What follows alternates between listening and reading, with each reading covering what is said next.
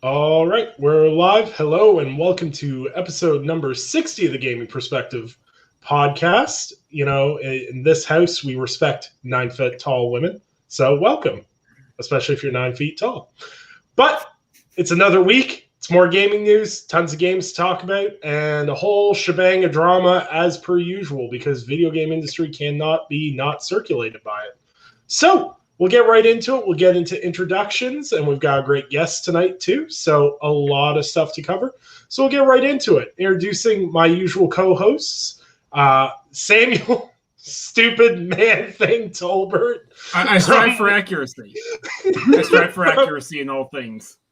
From Windows Central and Android Central. How are you doing today, sir? Doing pretty well. Staying stupid. Staying stupid. All right. And also joining me from the sunny lands of Florida and the Basement Radio Arcade podcast, the always aggravated with people, Mr. Eric Jackson. Always aggravated with people. Yeah. How's it going tonight? It's going, man. It's going. I'm doing well. I'm doing well. You're doing well? All things considered? All things considered. All things considered? Yeah. Right on. Haven't run out of gas yet. Still on walking by foot. I just got gas yesterday, so I'm okay for now. We'll see how that goes. Still waiting on packages to show up and people not, It's like the Wild West out here. It's like, I'm telling you, man, I really honestly feel like, like UPS, FedEx guys nowadays, they're kind of understanding the weight of certain things. So when they get something, it could be like a foot massager, who knows? But they're like, this kind of feels like it might be an Xbox or a PlayStation or something gaming related or something like that. Yeah, delayed. Yeah, or just the general disdain they have for packaging. I watched in my Twitter feed there, my good friend Kevin there, as they rolled his mattress up his driveway, flopping it up the driveway. I'm just like, oh man, this is why I don't order anything. I still go curbside with everything because I don't trust people. I don't trust people you pay too little of money to care about delivering my stuff properly. Oh, curbside is failing too, though, man. Like, as far as food goes, the last couple times I've done curbside food, they just decided, if we're not doing curbside anymore, I'm sitting out there waiting, hazard lights flashing. I'm like, anybody going to bring my stuff out? They're like, oh, we thought you were coming inside. It's like, I'm dead. I'm done. Nah, I gave up on curbside grocery shopping when my mother-in-law started doing it, and they ordered steak, and Walmart was like, hey, we didn't have any steak, so here's hamburger as a substitute. Yeah, shout out to Walmart. They have like their in-store, like whatever thing it is, and they're like, or you try to do like the online order, like, oh yeah, this is in-store only for like everything that you want. I'm like, the point. They're like, oh, Swiffer. Well, yeah, we'll put that in your. Well, you can drive them and get your Swiffer if you need that. But yeah, eggs, milk, all that other stuff. Yeah, you got to come inside. Like, Fingers. Society's falling apart, man. Yep, society's falling apart, but in the end, chicken tenders will bring us together. And speaking of chicken tenders will bring us together, we have joining us the always intrepid and always just being enjoyable all around, Cade Onder. How's it going, man? Oh, that's so nice. I consider myself insufferable, but, it's all right. I'm doing okay. Outside of the chicken tender shortages, it's scary times. Scary times ahead. But don't worry, in Canada, we don't have those shortages. So if you guys need gas or chicken fingers, we got you. For all the wars we fight, it doesn't make sense that you guys are the ones pulling ahead on all these things. I mean, soon we're gonna have to go down to the south and start fighting wars over chicken tenders. I guess I don't know. Well, the thing is that we need to have like a vaccine to chicken tender exchange program. They don't have a lot of vaccines. We don't have a lot of chicken tenders. We can work something out here. Yeah, I think there is a good thing we can do here for each other. Send it over via Moose across the board. There you go. You're saying no one has PS5s or Xboxes. It's like everyone's losing there. It's like or graphics cards. All three of those. Graphics cards, right? You don't have those, right? Yep, you can't get nothing. Can't get nothing. Mm-mm. But Each and every week, we talk a little bit about what we've been playing. Now, it's pretty obvious what a lot of people have been playing, but maybe not so much for others. But I don't know if he started yet, so I'm going to start with Eric. Mm-hmm. What have you been playing this week? I have still been playing, and I think I'm getting to a point where I could probably close it out hopefully soon. I'm still playing Immortals Phoenix Rising, which we'll be talking about Ubisoft games later, games that continue on and on and on, especially if you have gaming OCD and there's things all over the map. Even when you're powerful enough to go ahead and finish the game, you're like, I still got to go through all these things and find them. So it kind of has me. I might have started RE Village this weekend, but my package was lost. So we know how that went. However, it did show up later, but by then I'd already purchased the digital version, which I'm going to hopefully start soon. So there's life. There's life. These are first world problems for sure. I will give you full credit. The amount of Ubisoft games where I boot up, get to the title screen 10 hours into the game, and then go, you know what, I'm good. It's out of control. It really is. It's like I literally have Odyssey, got about 10 hours, got in. I played for like 10 hours and the title screen popped. I went, nope, I'm out. And then my game share partner just bought Valhalla, and I was like, I played it for like 7 hours. I'm like, I ain't even seen a title screen yet. Yeah. I'm sick and tired of super long games. That's why I'm really glad I've been on a Resident Evil bender, because they respect my time in a much more meaningful way. Mm-hmm.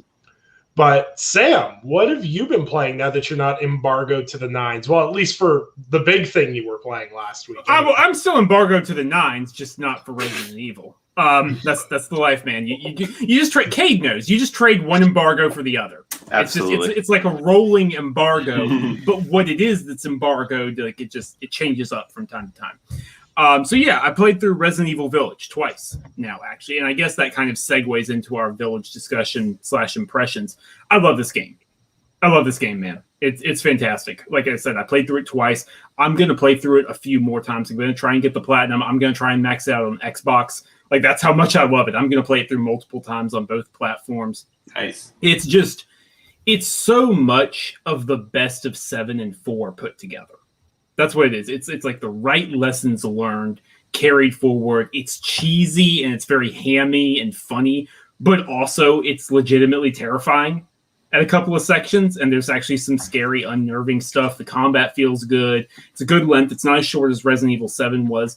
And it doesn't really have the drop off that Resident Evil 7 did either, in my opinion. And so, like, all that, just the fact that it's this gothic love letter to like universal horror, because you have the Lycans, you have the vampires, there's some other stuff that I don't think Capcom has really shown, and I don't want to get into spoilers, but like, it's not just that. Like, there's other iconic homages of horror. It's fantastic. I absolutely love it. Right on. Very cool. Cade, what about you? What have you been playing, man? That's pretty much it. I mean, like, I don't want to say I don't play games, because obviously I do, but like, there's never really enough new stuff like in the last, I don't know, 6 months. Like, there really hasn't been that much. There's been some re-releases and stuff, but like nothing that's really been like keeping my interest. So when I'm not playing Resident Evil, I guess I've been playing like Warzone and stuff, but Resident Evil was like the first game in a while that I was like excited for. New game. So when I jumped into that on Thursday night, I couldn't stop playing. I was playing until 3 or 4 in the morning, and then I was like, oh shit, I have to work tomorrow. I gotta turn this off. But just immediately that game grabs you and goes, all right, we're going for a ride. Come along. And yep. I love that because it is so different than the early Resident Evil games, where you're a cop, you're a soldier, you're whatever, and you're going into the spooky house or town and gonna go fuck shit up. You don't feel capable of fucking anything up because someone else just fucked you up. They came into your house and shot everything up. I won't spoil what happens, but like it's very, it makes you feel not the alpha, and puts you in a position to be scared in a way maybe the other games don't, which is one of the things I love about 7 is just it changed everything, but it doesn't lose its identity of Resident Evil in such a specific way. I'm very excited to see what they do with the next one. To say the least, it's just I think that Capcom could have killed that series 10 years ago with Resident Evil 6, and it could have been very bad, and it could have been a while before we saw it again. And they just took their time to learn some lessons, reinvent it while still keeping the DNA intact, and just really making a new era of Resident Evil that I love. Yeah. Now, Cade, did you finish Village yet? Yeah, I finished it in like 2 sittings. Okay, just making sure. All right, so no spoilers, but what'd you think of that middle section? Like that section. You know what I'm talking about. Yeah. I hadn't heard anything about this because this was while everyone else was still playing through it. So like I hadn't heard about this very terrifying moment in the game, and you get there and you're just expecting things to be normal because before that you've kind of gone through the castle and stuff. I will say that, and it's not terrifying. It's it's a little creepy, but like it's what you expect, and you're going by the numbers at this point. And then you get here and just completely flips you upside down and just says, "You want to be scared? You want to shit your pants because it's 3 a.m. and we're gonna show you the freakiest stuff that you've ever seen in your life." And it was. I screamed. I won't lie. I don't scream very often, but I screamed. Yeah. I don't get scared. I'm so desensitized these days. Yeah. I don't get scared. Most scary movies don't scare me. Scary games don't scare me. I shrieked and jumped at this. I was like, no, you did not just. Yeah. I recognize good horror. Like I still love good horror, even if it isn't like scaring me out of my pants. Like I can still be like, oh, that was awesome. It'll usually leave me with like a good smile, but like this got me in a good way that I haven't been got in a very long time. So yeah, the game just it captures, just like Sam said, it has a level of humor and a level of intensity that it manages to sustain throughout. And people have mentioned it has a shorter length. It's like 8 to 10 hours. And I think that's perfect. You want a good short burst of horror that can really manage its tone and pace itself so well. And it does it in such an impressive way. And it leaves you wanting more to go back and re-experience it and try new things. It's just a great game. Yeah. Yeah, I there's such a great combination with this because unfortunately I didn't get to play it exactly on launch day. I'd wait a day or two because trying to play it with my kids around wasn't really an option. So I had to wait till they always went to bed and stuff. And then I'm old, so I fall asleep really easily. But seeing a lot of people that did their run-throughs and finished on like the night it released and everything, and they're like, "Oh, I don't know. I think Resident Evil 2 was scarier and everything else." I'm like, I didn't find Resident Evil 2 scary. Like Mr. X was a little intimidating, but it was fine. What I liked so far, I haven't finished it yet, but what I really enjoy so far with Resident Evil Village is I feel the pacing's even better than Resident Evil 7 because there's little gaps where you're like, oh, I'm safe. I'm fine. No one can get me. I'm perfectly fine. And then you're like, oh, wait. Like I had a moment where I was searching through a room and I was like, I lost big, tall, scary lady. I was like, oh, I'm fine. I'm safe. I'm sitting there fiddling around with some stuff. And then I realized she comes through the door and I'm like, oh God, there's no door out of here. Oh my God. So I'm running in a circle in this small room trying to dodge her so I can get to the door, but I could not get her to move far enough from the door to get out the door. And it was just turned into a mess. And just the pacing's really good. The story is interesting. And the tension that it manages to keep, it always keeps you on your toes, especially through the castle where you're like, oh, nothing's going to happen here. Oh, what the hell's that? And it just keeps you moving all the time and thinking ahead and everything else. Like, there's a couple times where I was like, oh, there's a boss fight coming up. I'd stock up on ammo and then it'd be nothing. And then they'd throw a boss fight in a random small room and you're like, oh God, what? And it's just such a great mix of characters. And I think it really captures what made Resident Evil 4 so great, was that the villains you had to face across Resident Evil 4, they were all so memorable in such interesting, unique ways. And like Resident Evil 7, the Baker family was terrifying, absolutely terrifying. But you spent more time in Resident Evil 7 dealing with the Baker family themselves and avoiding them, and there wasn't really a lot of combat. And this game definitely leans more on the action side. And I'm kind of okay with that because it seems to understand when it's a horror movie, like when it's a horror feeling and when it's a action feeling. Because it's like when you first get into like the village, you're fighting lichens and everything else. It's like, oh, this is great. And then you're into the castle and it's slower paced, and you're like, oh, okay, so it's kind of different.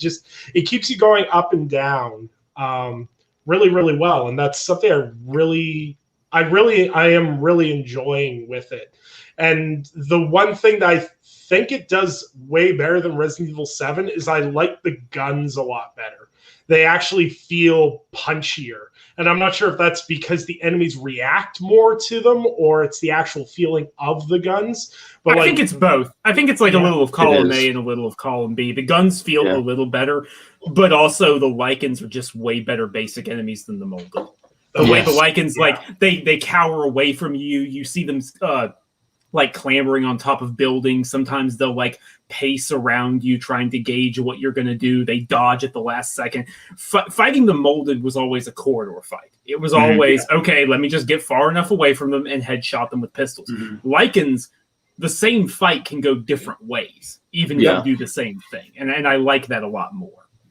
Without getting into spoilers, so the first 30-minute section there when you first get into the village, I sat and they throw all these enemies at you. My dumb ass didn't realize you were supposed to screw that section up. And I'm literally sitting at the top of a staircase with a pocket knife, stabbing lichens in the head, single file. And I'm like, this is taking forever. This is really terrible pacing.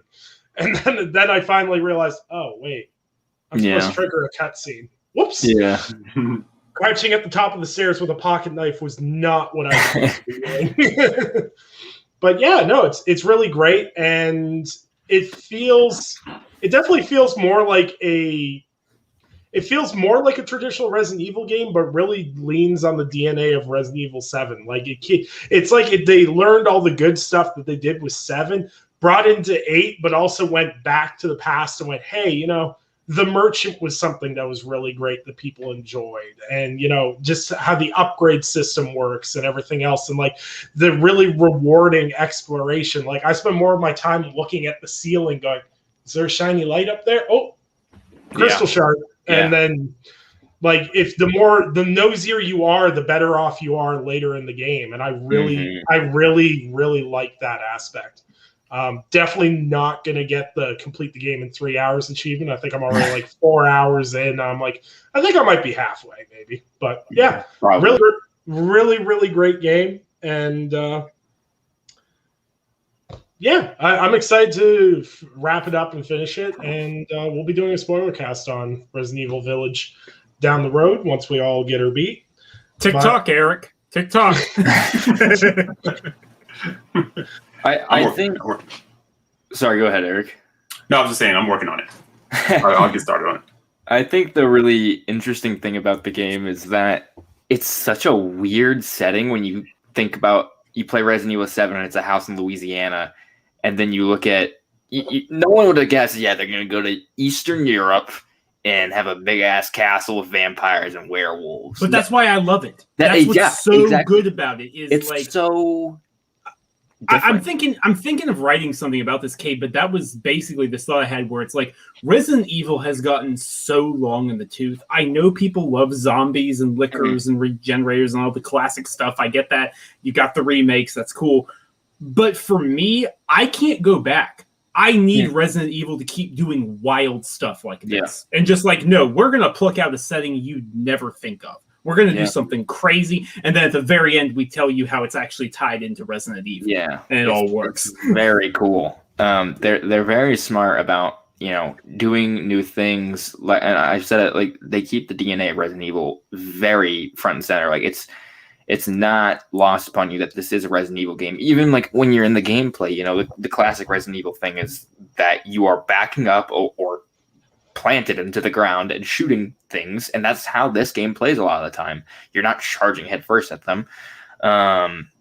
But I'm interested in what kind of enemies they use in the next game, because I don't think they'll do zombies, maybe. But I mean, the only thing I can think of is like aliens. Like, and I think that would be an interesting direction for Resident Evil if they're like, there are aliens now. I mean, like, it's not.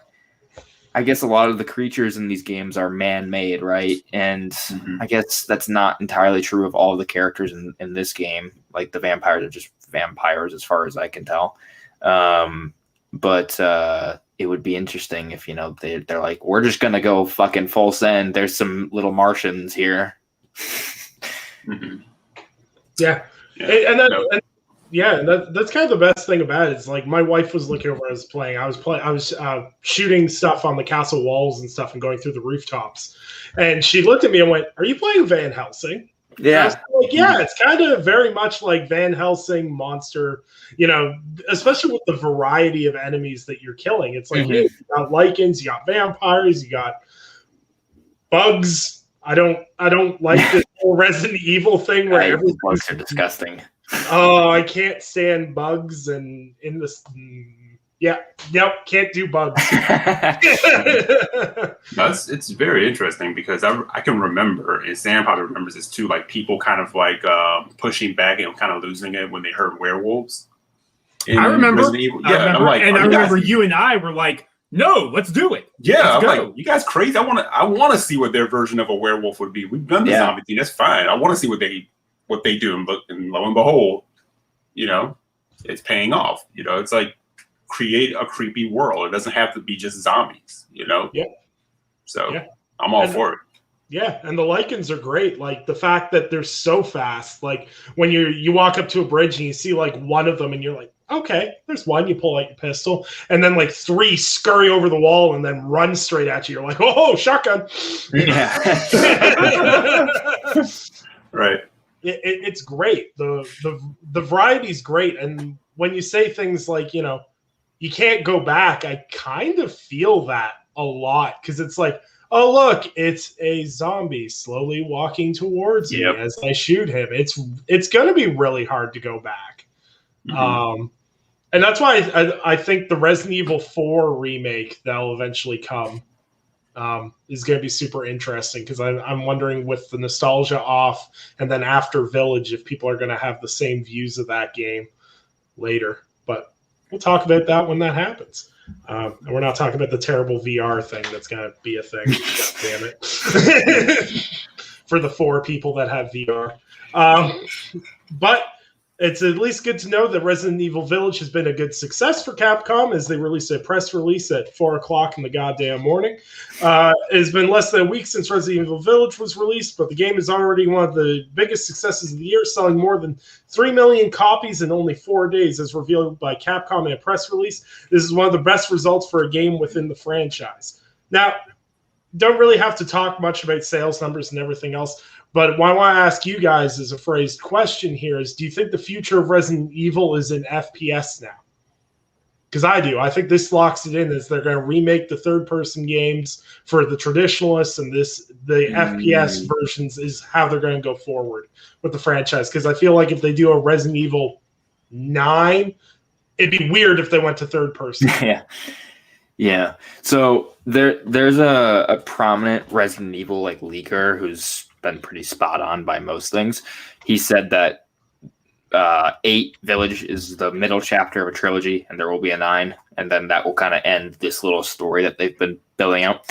And then after that, they're going to be dropping the numbered titles and kind of just doing spinoffs and stuff. So I really think they'll just do a mixture. They'll try to appeal to everyone because they can. I don't think there will be necessarily a Resident Evil 10, at least for the foreseeable future. And they've always kind of done spinoffs, right? They always had, like the Revelations games, which were pretty solid, and Operation Raccoon City and all these other different games.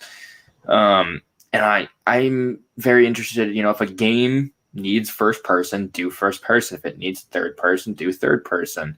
I think they can juggle both pretty well. Like they've proven they can do both. And I say just let them do both. Whether that just sticks to remakes or whatever, both are selling incredibly well. Like the remakes did really well. This did even better. But I also think part of the reason this did so well is one, it's on every console available right now besides Nintendo Switch. It dropped the numbered, right? It's not a numbered title. So if you are new to the series and you just look at it, it's Resident Evil Village, you're like, I don't have to play 7 other games. You can just get into it.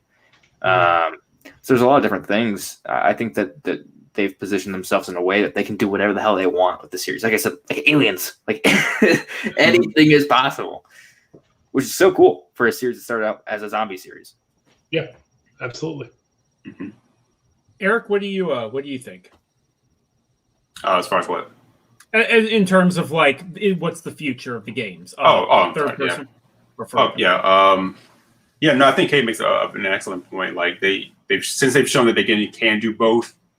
I'm kind of in that same camp. Like, whichever feel you think is going to work best for what you're trying to do and what you're trying to convey, then just go with that. I don't think either one would necessarily be wrong at this point, because like Cade said, they have shown that they can handle both, right? And the RE engine is amazing. So, I say, yeah, just continue pushing on that wild imagination. Like you said, this could go any kind of way now. So, I almost wonder too, like if they would have kept pushing zombies, would people even care as much as they have? With the decisions that they've made between 7 and 8 seem to have reinvigorated things because they didn't go the path of the zombie thing. Mm-hmm. So yeah, because honestly, I think we're just zombied out. I honestly think, in a way, bugs aside, that's kind of probably what happened with Days Gone too. I know they're freakers and they're faster, but I think, we're just like swamped with zombie stuff. So it is cool and refreshing to have them kind of go a different path. So, but Dead Island 2, Eric. Whenever that happens. One day. Dead Island 2. Oh my God. I zoned out the moment they talked about Dead Island 2. I was like, okay. Well, you guys realize we're coming up on 7 years since that game was announced. 7 years. Can't wait. Day one. It's on the Days Gone cycle, baby. Oh my God. And don't get me wrong, there's still a place for zombies. Zombies are always going to be a thing. But you have to do something different. You have to do something fresh. Dying Light 2, an example, if that ever comes out. That's it. One. Mm-hmm. That's it. Like Dying Light 2, or just even the first game, managed to keep that genre pretty fresh. Adding parkour and doing cool shit with that. I mean, right. I guess it's been released publicly, right? That E3 demo they did, which was nuts. Like that E3 demo was amazing. One of my favorite things I saw at that show, probably the best thing. And Cyberpunk was there. When we all thought that was going to be cool. That Cyberpunk needed zombies. Yeah, exactly. That's all they had too. The Dying Light E3 demo was so cool, and just like everything they're doing with that series, and they're still saying 2021 is the year for Dying Light 2. And if that's true, I think as long as it's not a buggy piece of shit, then it'll be pretty awesome, because there are ways to do the zombie franchise that keep things interesting. I think Last of Us has done a good job of that. It's not necessarily a zombie game, but it does interesting things with that genre too. And I think more and more studios and companies are realizing that they need they can't rely on zombies as an idea anymore. It needs to be something fresh with zombies, which is maybe why I think I don't enjoy Call of Duty Zombies nearly as much anymore as I did when it was cool in World at War, when I was like, oh wow, zombies, that's cool for Call of Duty, and now I'm like, zombies. Yeah, absolutely. Like, yeah. So what about you, Sam? What do you think the future holds? A mix. Resident Evil 9 will 100 or whatever they call it will absolutely be first person, but like eventually they're going to do Revelations 3, and it wouldn't surprise me if that's third person. Yeah. And the Resident Evil 4 remake will obviously be third person as well. Yeah. So like a mix. Keep it. First person is not going to replace third person. Those games, like, they do flow differently when you do games like that. But at the same time, it is very clear that first person isn't some curse. First person isn't hurting the franchise. Yeah. So yeah, the yin and yang, a mix of both. Mm-hmm. Yeah. So the only two things that I need to give Capcom any advice on, in case any of them are listening, anyone from Capcom's listening to this, and wherever the sequel of Village is, leave poor Ethan's hands alone. That's number one. I've never felt squeamish with my hands until I played Resident Evil 7 and 8. Like, hands, thanks. And number two is take a break from Resident Evil and go do something with Dino Crisis. Because goddamn, if you do something with Dino Crisis, whether it's a remake or, you know, a remake of one of the classic games, or if you want to do a new one in first person and make it like a la Alien Isolation, that'd be sick. I'm here for that. That would be amazing. Yeah. Let's get on that. I will say Ethan grows 5 hands at the end of this game. He gets 5 hands, so they have more to cut off by the next one. So you never know. I think the thing that bugs me is like the hand injuries come when you're least expecting them. You're like, oh, this is a perfectly safe thing to do. There's no possible way I could lose a hand. Oh, look, I lost my hand. There's a moment in the game where his hand is injured and he is frustrated, so he slams it against the wall. I'm like, what the fuck? What are you doing? And he doesn't react to it either. I think that there's so many moments where I'm like, what is the pain tolerance on this dude, first of all? And second of all, I think there was one time where he injures his hands. He like staggers over to a desk, grabs a random bottle off the desk and shakes it all over his hand. I'm like, how did you even know that was the same shit? Yeah. Like, it's just marinara sauce. Puts absinthe on his hand, starts tripping out on the floor. Like, what? Like, you don't know what's in there. I wouldn't trust anything in a castle that's been abandoned. No. No, don't trust it. So, speaking of things that I can't even segue that. I tried to segue that, but it doesn't work. So, and something people tried to act surprised about, but isn't really surprising. The Coalition is moving over to Unreal Engine 5, which kind of makes sense because they develop in Unreal Engine 4. So it makes sense that they're progressing to the future. You know, they're shifted to it for their next-gen development, which would inevitably be the next Gears game, whenever that may come. They said it'll be a while before they, you know, want to talk about that and everything else. They did do a good thing, though, and kind of curve some people's expectations downwards. A couple of people were like, yay, now you guys, they'll give you time to work on Star Wars Republic Commando. And they confirmed, we are not working on any such title. We have nothing else to announce at this time. You can read into that wherever you want. You know, rumors fly, and rumors will continuously fly all the time about what studio is working on what. You know, we've got so many goddamn Lucasfilm licensed software that's flying around at this point in time. Almost anyone can get a Star Wars game, I feel, at this point. It's like Oprah. You get a Star Wars. You get a Star Wars. Until they give New Blood Interactive Dark Forces, I could not give a shit. But what do you guys think? You know, excited. How do I phrase this? You guys excited to see what Gears will look like in Unreal Engine 5? And, you know, do you think, you know, Coalition? Star Wars Republic Commando? Please? Maybe? Please? Sam's here to dash my hopes. I can see it. Yeah, no, that's what I do. And I'm going to be, okay, so I don't usually go off on these kinds of things. I'm going to be honest. I don't get how this one got attention. Where did it come from? This, I don't know. I literally just woke up and like people were saying, yeah, it's like, but it wasn't even anyone with big followings. It was just like a ton of random nobodies around the internet were saying, yeah, this is happening. I'm like, I don't get it. Good on them for setting expectations. I really enjoyed Gears 5. It makes sense that they're going to like overhaul their pipeline and their development process for Unreal Engine 5 and upgrading their technology. I mean, those guys are technical wizards. They're almost as good with Unreal Engine as the people who make Unreal Engine are. They just use it really well. So I think it makes sense to set expectations and be clear, like, hey, they're not announcing a game this year at all, probably. Like E3 2022 is probably the earliest. Like there are other games to pay attention to. Mm-hmm. So I don't know. I don't think there's a lot more to say to it other than that. I think, good. Makes sense. Yeah.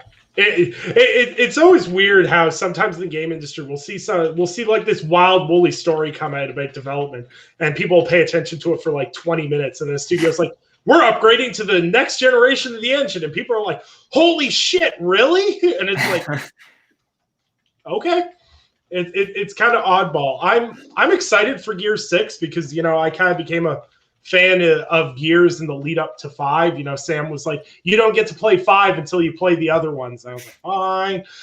So I played the other ones, had a blast, and I really love the franchise. I love some of the changes they made in 5, and I kind of want to see what the Coalition can do when they take their time. They've kind of had to rush. Well, it feels like they've had to rush everything kind of out the door because Gears 4 was a really fast turnaround, and the fact they turned around Gears 5 in 3 years, I think it was.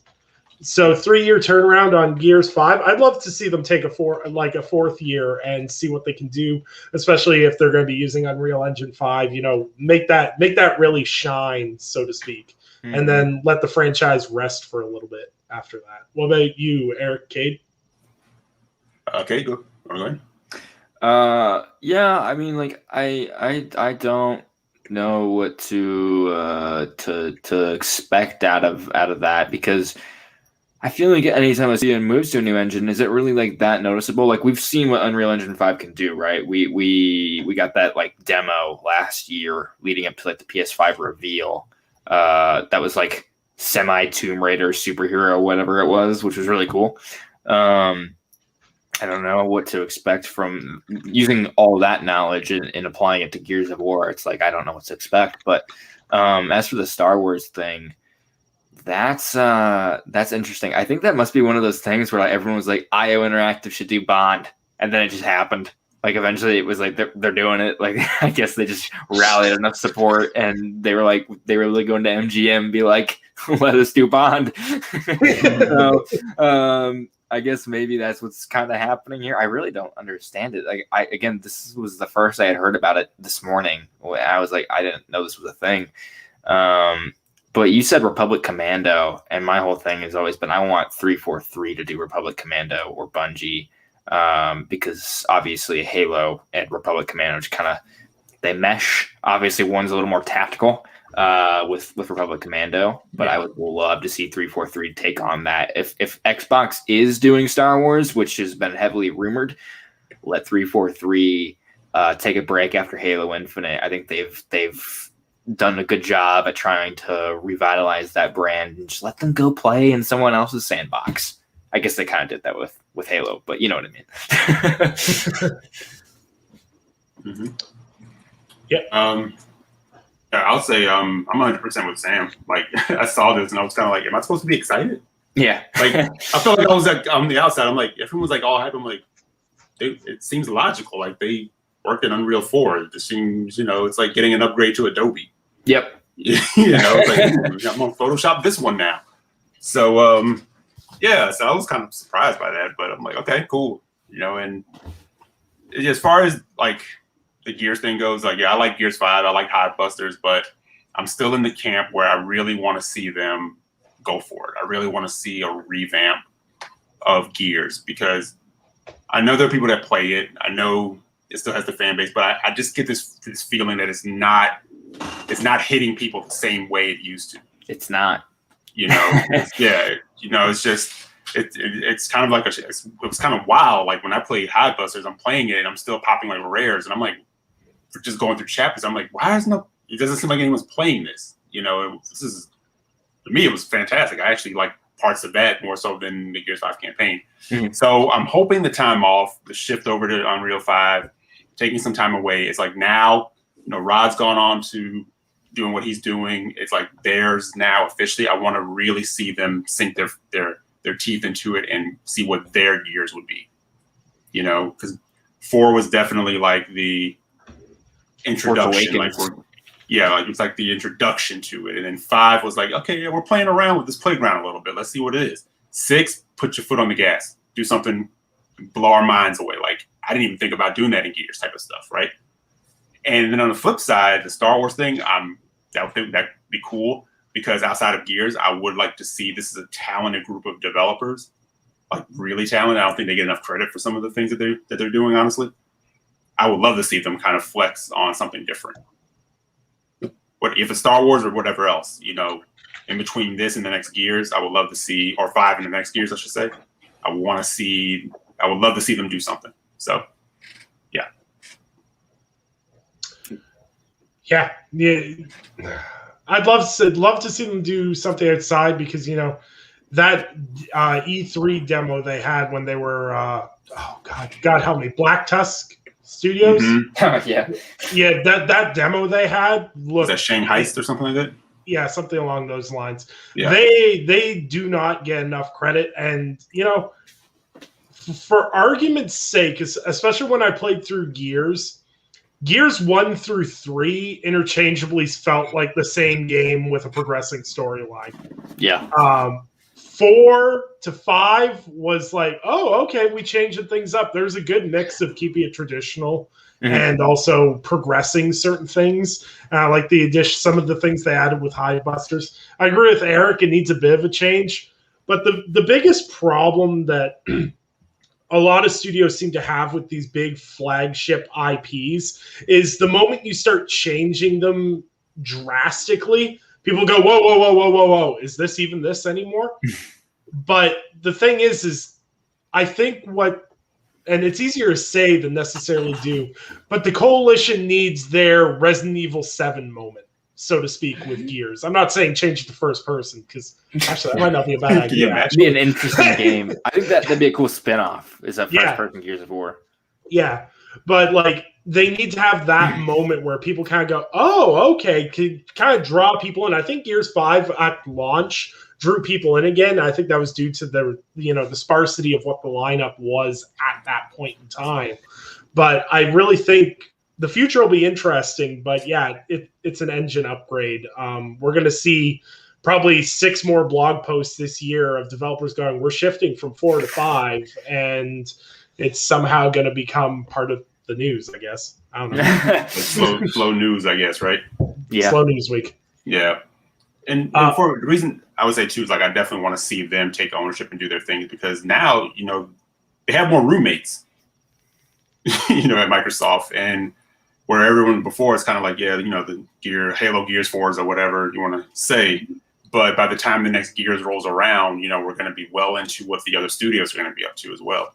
Yeah. So they need to put their stamp. So Eric, I mean, that's even why I said I thought it was a good idea for them to just say, "Hey, we're not announcing anything." Is like, I think, understandably to a point, but I think a lot of people are still stuck in the mindset of like, yeah, it's time for the next Gears game to be announced. And it's like, no, there's a lot of other teams who are going to be announcing stuff right now. We may not even hear them announce something next year. Like that's, I mean, they might. I'm just saying they might not. Actually, I would be okay with that.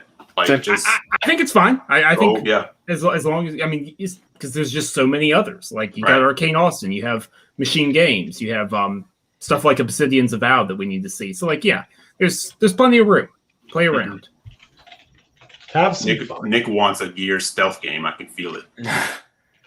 Made by IO Interactive, because every game that I want made is made by IO Interactive. Because there isn't anything that studio can't do in my mind. Like when the people are like, Nicholas, do you see IO Interactive's working on a fantasy RPG? I'm like, in the bag, easy. Nicholas Downey, IO community manager. Man, if they were to reply to my emails, I do half the community management for them. But regardless, speaking of people that won't respond to my emails, apparently Sony is warning that tight PlayStation 5 supply might extend into next year. Now, as everyone knows, there's a goddamn chip shortage going on. And I really think people are reading way too much into this. They act like, oh, the reason why we don't have consoles is chip shortages, and those chip shortages are only affecting consoles. No. I've got one of my neighbors works in automotive. He just got laid off for 3 months because they're missing essential chips for the automotive line, and the manufacturing line, the chips the actual line runs on, they're having problems finding replacements for those. So consoles kind of fall to the wayside of a lot of these chips. So, it's not going to be too surprising that they're short. But in this specific report from Bloomberg, Sony Group Corp warned a group of analysts the PlayStation 5 will remain in short supply through 2022, suggesting the company will be constrained in its ability to boost sales targets for its latest gaming console. While reporting financial results in late April, the Japanese conglomerate said it had sold 7.8 million units of console through March 31st and is aiming to sell 14.8 million units in the current fiscal year. That would keep it on pace to match the trajectory of PlayStation 4, which has sold in excess of 115.9 million units. Sony said it's hard to keep up with strong demand, and they don't think the demand's going to slow down anytime soon, which makes sense. Everyone's still scrambling. I know people that are hardcore into this stuff every day that still don't have PS5s or Xbox Series X's. Now becomes the question, do you think if they can't get PlayStation 5s, and this applies for Xbox too, if they can't get as much PlayStation 5s out the door as they want, do you think they'll push back certain games in order to take advantage of getting a bigger install base, especially some of the games that are PS5 only? I don't think they're doing delays for that reason. There will be delays for other reasons. Yeah. And I think it's more advantageous to them to not have as many consoles out there because of that. And they'll be able to build up that install base, like you said, and these games will probably come out in 2022 as more people are being able to get their hands on these games. So that means they'll sell really well at launch because everyone's been dying for a PlayStation exclusive like God of War or whatever. And you'll see hopefully a higher degree of quality as a result, because they know that they can take their time. They know they don't have 25, 30 million people banging at their door asking where's the next God of War and Horizon. So hopefully it'll be kind of a what's the term? I don't know. Unfortunate, but like beneficial to them. Silver lining. Yes. Yeah. Where they can use it to their advantage, and I'll be interested in seeing just how many units they sell by the end of this year, because I think their goal right now is just under 15 million. I think that's like total, not just for this year. So I hope that people are patient, though, because I have a feeling that won't be the case, but I hope that there's enough good third-party stuff with like Battlefield 6 that can really calm some people down and tide them over until they can start really laying it down with these big AAA exclusives. Yeah. I think it's like we were saying, man. Buckle up, because it's going to be a longer generation. Yeah. 100%. We're going to be back on one of those again. Yep. It's just 100%. It's just the combination of if the pandemic wasn't going to do it on its own, then like the chip shortage has definitely insured it. Yes. Nailed that coffin tight. Yeah. Is what it is. But no, Nick, I definitely agree with Cade 100%. They would never, not in a million years, not with Miles Morales' attach rate. Miles Morales is like 4 out of 5 copies of that game sold are PS5, not PS4. Yeah. Even though it's on PS4, they went through that drama for nothing because very few people are buying that game on PS4. And now I know that's Miles Morales and that's bigger than anything else. But like nonetheless, that point is people want to buy games for their PS5 as long as those games are good. Like the games have to be good, of course. That's just, that goes without saying.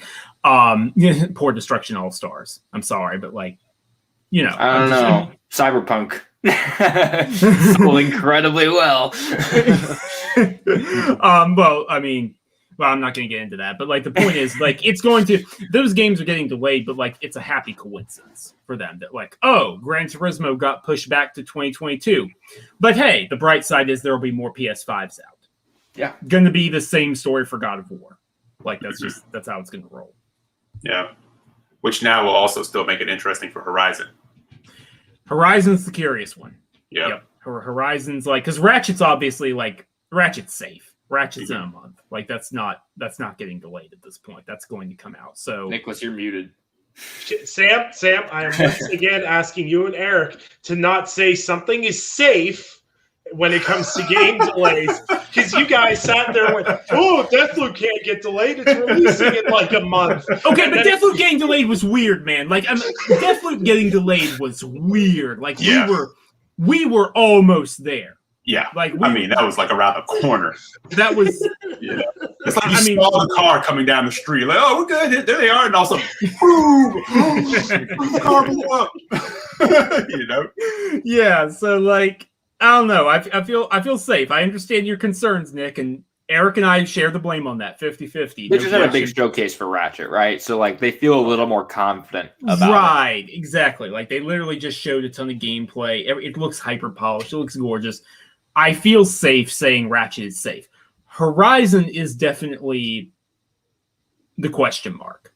I meant to ask because I don't keep up with Horizon. I'm buying it or whatever, but I haven't really been following. Have we really seen gameplay outside of the announcement trailer, or have we really seen anything? No. Just the announcement trailer. 2022. I don't care what Jimbo Ryan says. It's 2022. It ain't 2021. The only thing that I can really think of is God of War. It had like a 1 or 2 E3 demos, but outside of that, like it had a very short burst from we're announcing the release date. We're gonna do like a couple marketing pushes, but it was like 3 to 4 months. Like early 2018, I think is when that game came out. It was like January, and then it released in like March. It's kind of like the big marketing push. Like I could see them doing it again, especially I think a lot of developers are being very cautious on how they announce their games right now because they don't want to publicly delay their game. So I think everyone is kind of being like, is it ready? Is it definitely going to hit this date before they really slap a date on it? But I don't think Horizon will come out this year, and God of War definitely isn't. That game doesn't even have a fucking title. Like we keep calling it Ragnarok, but they don't even. That's not the official name. Like it doesn't have a screenshot. Doesn't even have a line of dialogue. Cade, it is the funniest. This is like a very writer-specific thing, right? Most people won't get this, but the fact that so many have latched onto the Ragnarok name is the funniest thing to me because people are doing that for SEO. That game's name does not exist. No, I hate writing it. Like whenever I write an article about it, I'm like, and to be very clear, this is not the actual name of the game, but we're calling it that because that's all we know. Like I know, yeah, because this article will not show up in anywhere if I don't say this, but it's not called this.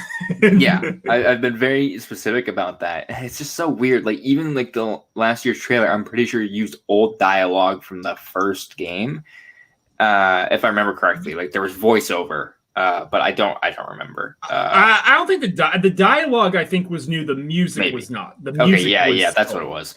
But like even then, like the dialogue was so brief and vague. Like they could have just had Christopher Judge just come in and be like, "We just need you to say these vague lines that we wrote on a piece of paper for you," because Sony told us last weekend that we need to have a trailer for this game that doesn't exist yet.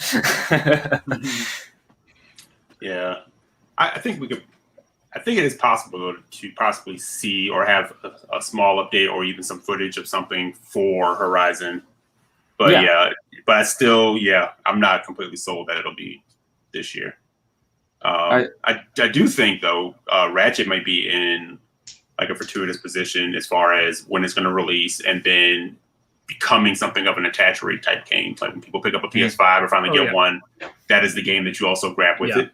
For sure. So, I think the last Ratchet sold very well, and it came out several years after the PS4, but it did very well. And again, I think people just want things to play. And if you got a PS5, chances are you're a very hardcore PlayStation fan.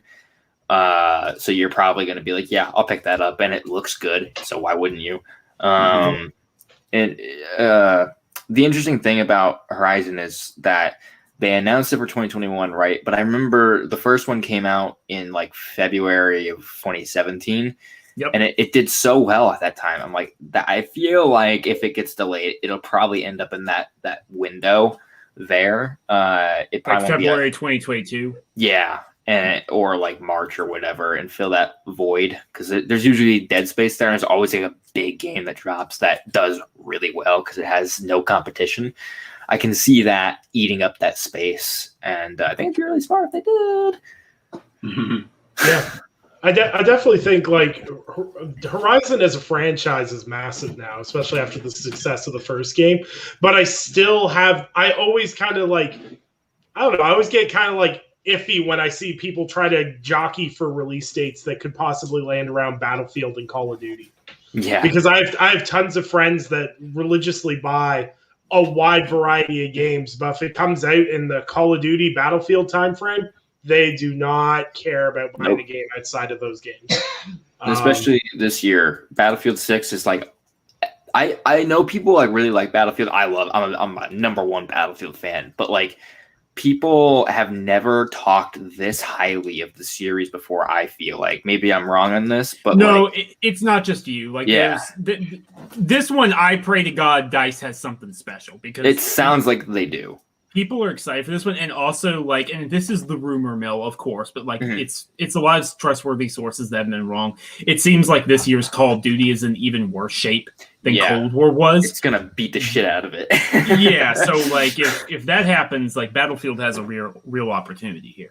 Yeah, sure. It's going to be a huge game, just even for people who don't care about Battlefield before, are just probably like, well, everyone's talking about this. Call of Duty may not be cool, like, I should probably look into this. And they're going to be like, wow, there's this rumor, 128 players and all these different crazy things. Like, why wouldn't I get this on my new console and just go buck wild with it? Yeah. Releasing a game like Horizon, although is critically acclaimed, I just don't know if it has the legs to stand against that. Because, again, that was a game that sold really well at a time where there wasn't much else. And then Breath of the Wild came out shortly after, and I think it took a lot of its attention away. So I think you could see that happen again if you have just a really big shooter that's like everyone's playing. Sony's smart, though. Yeah.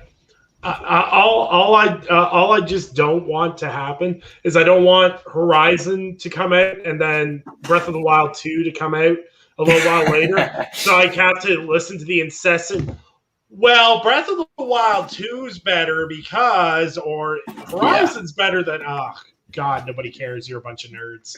Days Gone is better than Horizon. Yes, it is. Yes, it is. I'm just kidding. You're going to start that again, are you, Cade?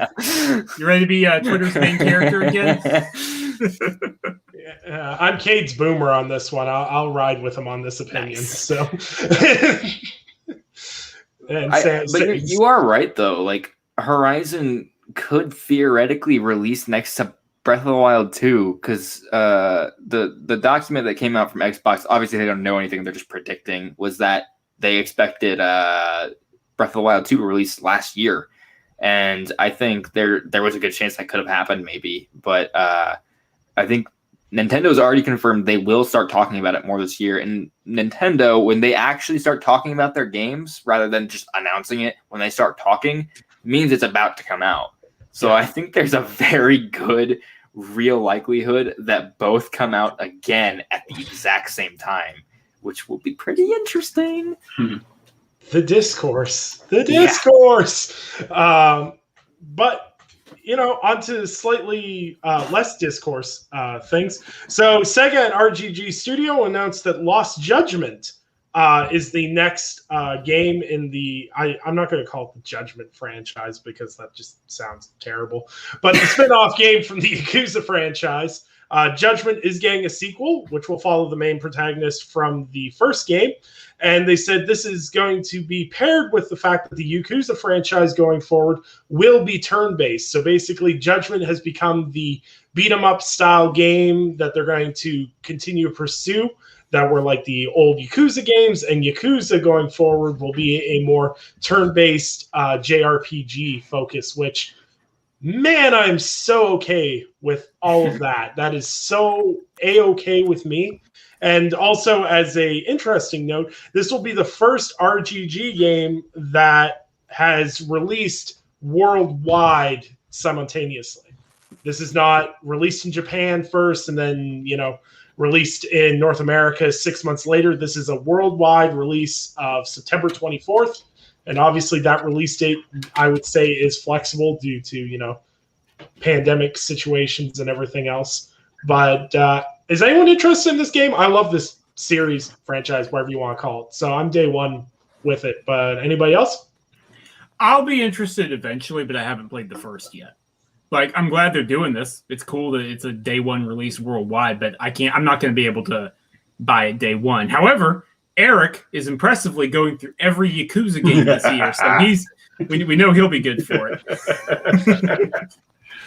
Yes, I'm going to be God of Yakuza in 2021 when I have the photo finish in December. Yeah, Eric's gonna boot up his Xbox or PlayStation in December and be like, "All right, I only have to beat 7 Yakuza games in a month. Let's go." Yeah, and I promise you that my reaction wasn't, "Oh fuck, they just added another one." That wasn't my reaction. I promise. No, seriously though, I'm like, yeah, I love the fact that people are like getting into these games, and every time there's one that's announced, like there's more excitement around it. So very happy, and I have Judgment for PS4. I know there's the upgrade for PS5, and I have not gotten to it.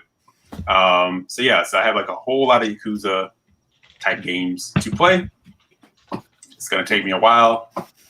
I still plan to get through most of them this year, but we'll see how that goes. But yeah, I've heard nothing but great things about Judgment, so I'm looking forward to getting to it. Yeah, absolutely. What about you, Cade? Did you play Judgment or? Yeah, I haven't finished it, but I did play it around the time it came out. I've never finished a Yakuza game. I've dabbled in most, maybe not most, but a lot of them. I remember I got my PS3 in like 2011, and it was for Uncharted 3, but it hadn't come out yet. And Yakuza 4 was a thing, and I just thought it was Grand Theft Auto in like Japan or something. And it's not that.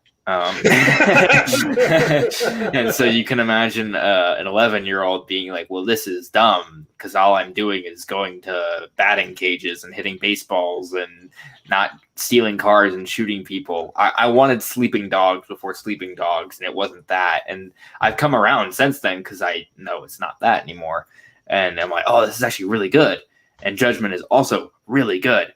That's like, I love LA Noire. And it's like that perfect cross between like Yakuza and LA Noire with a little bit of like Sherlock Holmes type stuff in there.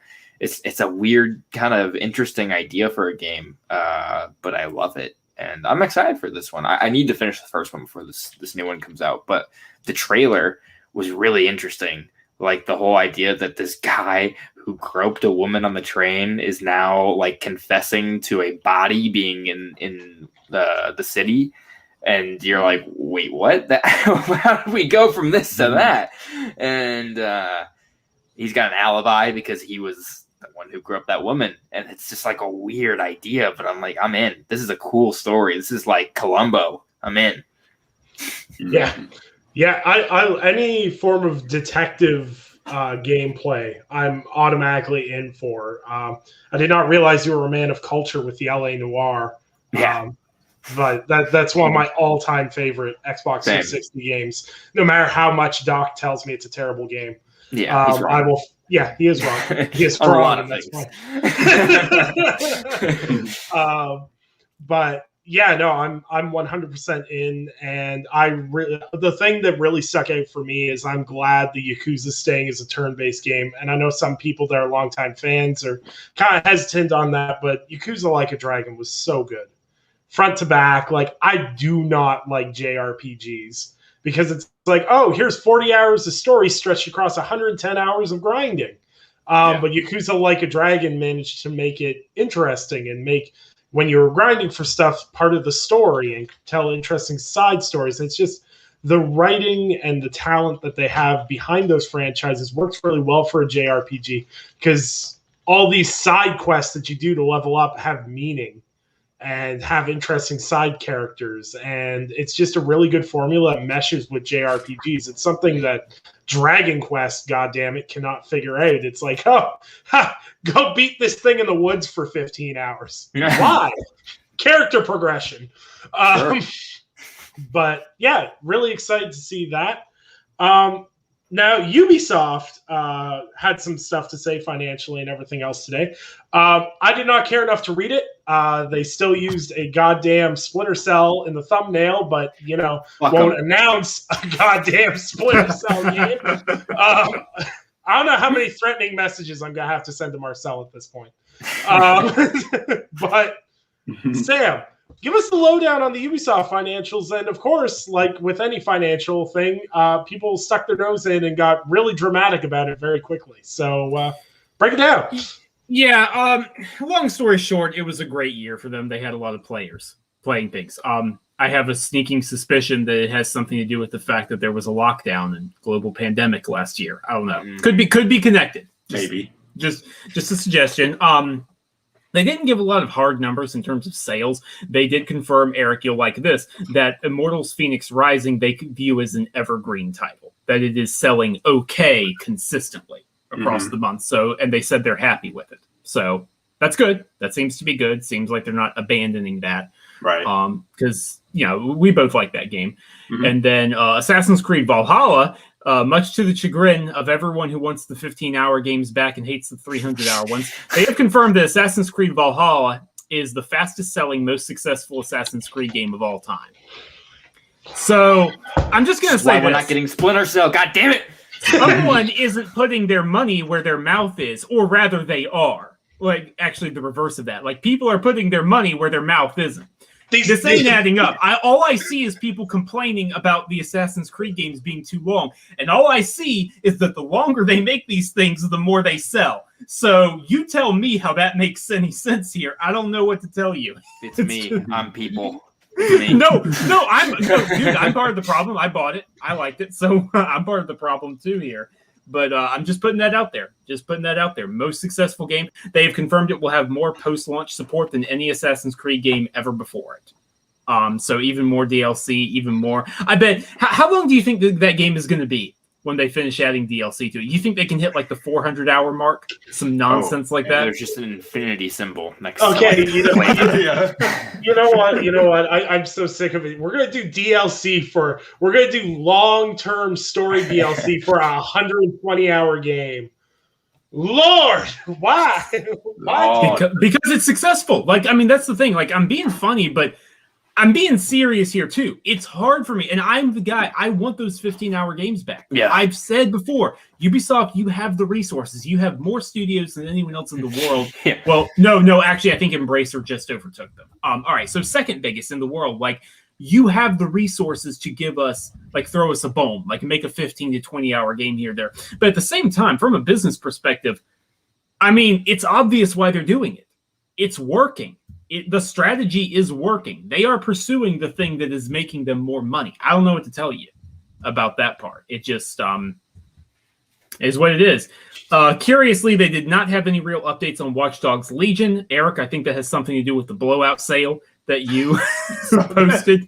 It's like $5 for like the season pass, which includes the remaster of like the first Watch Dogs. Right. So I don't know. Okay, I mean that's a price where like even I'm tempted. Yeah, like I don't even care. And because I don't know. I'm tempted at this point. Right, because in terms of like a season pass, like you look at it, like okay, like anybody who wants Watch Dogs 1 probably has Watch Dogs 1, and I guess you can force it in that way. And then the rest of the season pass, you kind of look at it, you go for what they're asking, you're like, I'm not really. It's not really that impressive. But at $5, you're like for the cost of a sandwich. $5, like you made $5 for me and under is impulse buy territory. Yeah, that's where it's like just add it to your account. I may never play this. I probably won't. I'll just add it to my account just in case. But it's better than 20. It's working out. Right. Exactly. So and it's working out because it keeps selling out. Every time Wario throws it up there, it's like it's gone in like seconds. So okay, all right. So there's something to it. So yeah, that's the thing. This is the interesting part. And I want to be clear, there's been a little kerfluffle about this. And I think on both sides, in both camps, there has been some misunderstanding in terms of what's actually being said. Oh, no. So in terms of clickbait, people taking things out of context. I may have something for you, depending on what you're about to say. Yeah, the free-to-play stuff. The free-to-play stuff, Cade. You covered it as well then. Okay. So, actually, Cade, since you're our guest, do you want to dive in on this stuff then? Well, yeah, so something that came out, I guess I should get, the background. So what basically happened was Ubisoft, it got spun out into that they're going to be focusing on more free-to-play stuff, but are going to make them less, bullshitty and more like, oh, these are more proper games, but they are supported long-term free-to-play. And so everyone took that as, well, they're not going to make Assassin's Creed anymore or whatever, even though Assassin's Creed got, the biggest, we just talked about it. It broke records. And obviously I can see them maybe pulling back on stuff like Splinter Cell. I mean, we haven't gotten one in 10 years, but, I can see that maybe still taking a back seat. But one of the interesting things to note about this was that Ubisoft doesn't have any games planned for the second half of its fiscal year, apparently, which is around Christmas time. So I don't know what's going on there with Far Cry 6 or whatever. But people were getting mad about this because they're like, well, what does this mean for our, single player games and, proper experiences? And something that just came out while we were recording was, I don't know how to say his name, Sean Boppen. He's a senior analyst at Ubisoft. He says, hi, regarding the Ubisoft comment and its reference to free-to-play becoming a larger share of the revenue pie, not an indication that there will be less traditional paid games like Assassin's Creed. The content mix is expanding, not changing. A good comparison is the evolution of Call of Duty since Warzone. So, interesting. Yeah. So basically, like, building on that, Cade, I think what they were saying, and to be clear, this could change in the future. Yeah. If it's successful, but like at this moment, they weren't saying we're making more free-to-play games and not AAA games. They were acknowledging, hey, free-to-play game money is becoming a bigger deal for us. That's what they were actually saying, I think. Yeah, and I'm guilty of the knee-jerk reaction. I saw this news immediately and was like, whoa, what are you doing? But it sounds like it's more just going to be like, they're going to, we've said it, they have so many studios. They have the teams to go make off whatever they want. And apparently not Splinter Cell, but they'll make these other games and the free-to-play stuff. And I think they'll probably live in conjunction. It sounds like, as this person said, they will maybe have more like Warzone type long sustainable content that they can build out over time rather than, you have your one Assassin's Creed game every 2 years and it gets a year of extra support and then it's done. But maybe if you have something like a Tom Clancy series, you can really just expand on it every year and build it out as a free-to-play thing, whatever that may look like. Right. And also before, because I know Eric, Nick, you guys will probably have comments, questions, but before we do, I just want to say they did give an update on when some games are coming out. None of it's good, but they confirmed, Cade, check me on this if I get something wrong, but Rainbow Six Quarantine, or whatever it ends up being called, Riders Republic, the Division Heartland, which is the new free-to-play Division game, and Far Cry 6 are supposed to come out before April next year, but don't have dates. And that goes back to the thing I was saying about they don't have anything for probably like October and beyond. So these games are coming out soon, like really soon, and they haven't talked about them. It seems like Far Cry 6 and the Rainbow Six game are going to be out in like August and September. That's what it seems like based on their comments, which I mean, game releases and stuff like that, it's getting weird, but it makes sense. Like I can see it. I can see a world in which a big name like a Ubisoft game is announced and then 3 months later it's out. Like it happens. It works. Yeah, but poor Skull and Bones. This is the final thing I'll say, and I promise I'll shut up. Skull and Bones will be releasing sometime after April 2022, but before April 2023. Whatever that is. Okay, now I'll shut up. Thank you, Cade, for the help. Yeah. All right, so 2 things. Skull and Bones. LOL. That's it. I remember, I think the first E3 I ever covered in games writing was the announcement of Skull and Bones. And now it's like, it's 4 years later. I have a beard. It's wild. But it's interesting when you guys talk about this because it's almost like when they were talking about the free-to-play stuff and the no third quarter and fourth quarter stuff, or nothing to release in that time frame. It's like people kind of melded those two statements together. Like, we're doing free-to-play, thus why we have no games coming out this holiday. And that's kind of feels like it kind of all fused together, because that's what I'm seeing in my feed was people going, well, if they're not releasing anything in the holiday, that must mean they're focusing too much on free-to-play stuff. And I'm like, okay. I was kind of confused by it. I didn't have a chance to read through properly on a lot of it, but it makes sense to expand the pie with free-to-play. Like we've seen, like Call of Duty is patting themselves on the back for Warzone. They're like, good job, guys. Because even if Call of Duty sucks, we still have Warzone now. Yeah. And that other Battle Royale that we had on that other Call of Duty game that we just don't talk about anymore. That was a trial run. Yeah, that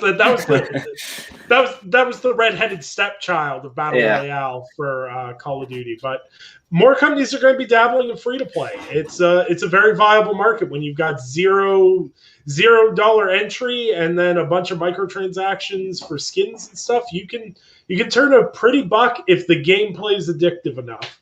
Yeah. But I kind of wonder how fast the free to play market's going to oversaturate. Especially if all these publishers all decide to go at the same time for this market, because it's kind of like the Battle Royale thing. Like Battle Royale genre as a whole is settled now. I think if you want to release a new, like even Ubisoft tried to do that. What the hell was that? Hyperscape. I couldn't even remember it. I installed it, played it once. It was terrible. I totally forgot that existed. I'm like, whoa, yeah, that did happen. Yeah. Much like Skull and Bones. Well, Skull and Bones hasn't happened yet. Remember, that's the Sea of Thieves killer. Anytime you put killer in something, you doom yourself to not being the killer. It's a curse. It's a curse. It's like Imhotep's wrath brought down upon your Right. Fuck you, Fuse totally killed Halo. Eric, you got any insights into this whole kerfluffle? No, it's just I see all the announcement. I'm like, it's UB. I can't talk. UB being UB, and but just kind of add to what Nick is saying. Yeah, like the free to play thing is definitely, it can be viable, but I always kind of sit back and I look at it like, are you about to fall into the trap? It's almost like Indiana Jones. It's like, don't fall into the Cliffy B trap. Where it's like, I see the dollars and I'm just going to do this. It is not an easy thing to cut into. It's a hard thing to navigate, even if you're a Ubisoft. So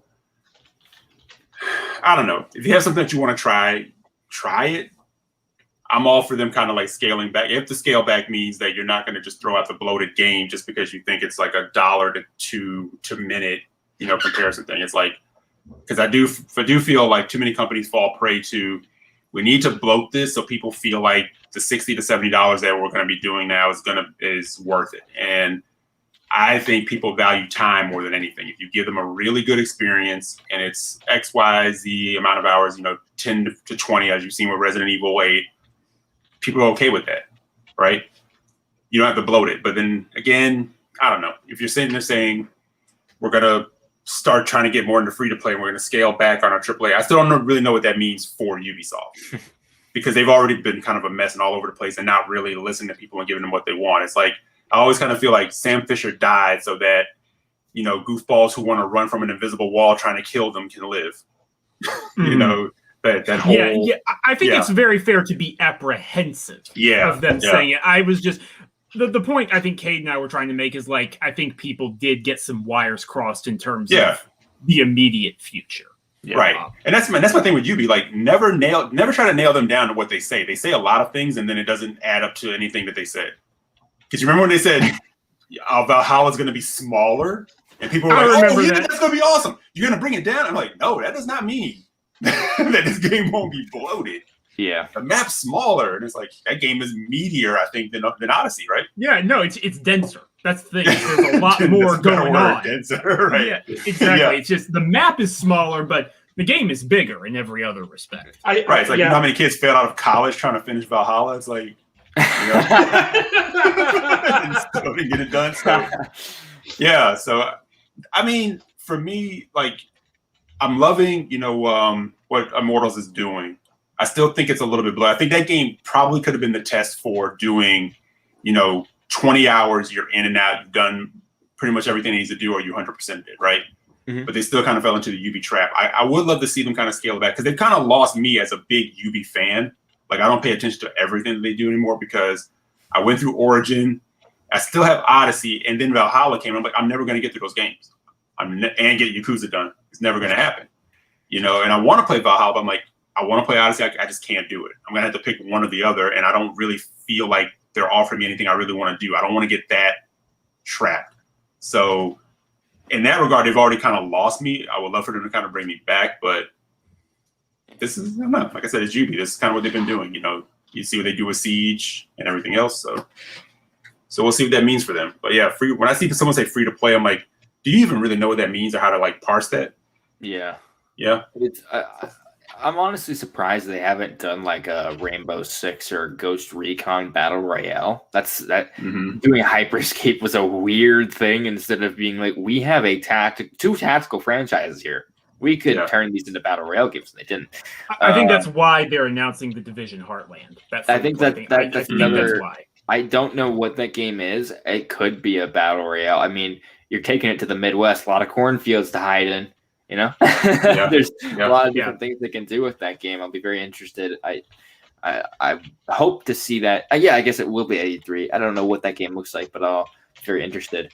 But while we were talking, I looked up how long Assassin's Creed 2 was. It's 20 hours, so about what we want. You know, but you know, most people. 20 hours, perfectly paced game. I think a lot of people who picked up that game beat it. And Valhalla is triple the length at almost 60 hours long, just for the main story. Yeah, no. Place some big fat emphasis on just the main story. The main story. And then if you want a completionist, it's 131 hours, according to howlongtobeat.com. By comparison, Assassin's Creed 2 was 38 hours to get 100%. And again, that was just, you know, the game. Like, really, it doesn't even include all these DLCs that they're doing and all that. It's that Assassin's Creed 2 100%ing is shorter than the main campaign of Valhalla, which is fantastic. Yeah. All those stupid fucking feathers in Assassin's Creed 2. Yeah. It's faster than...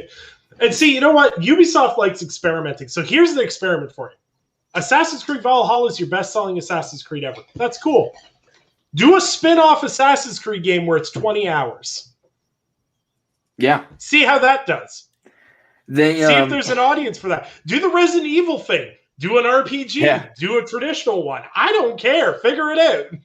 They had like standalone expansions for 4. One was I don't remember his name. Liberation, wasn't it? Liberation. Their Liberation was for 3, and then 4 had one dealing with like slaves or something, I think. Oh yeah, what was the name of that one? Freedom Cry.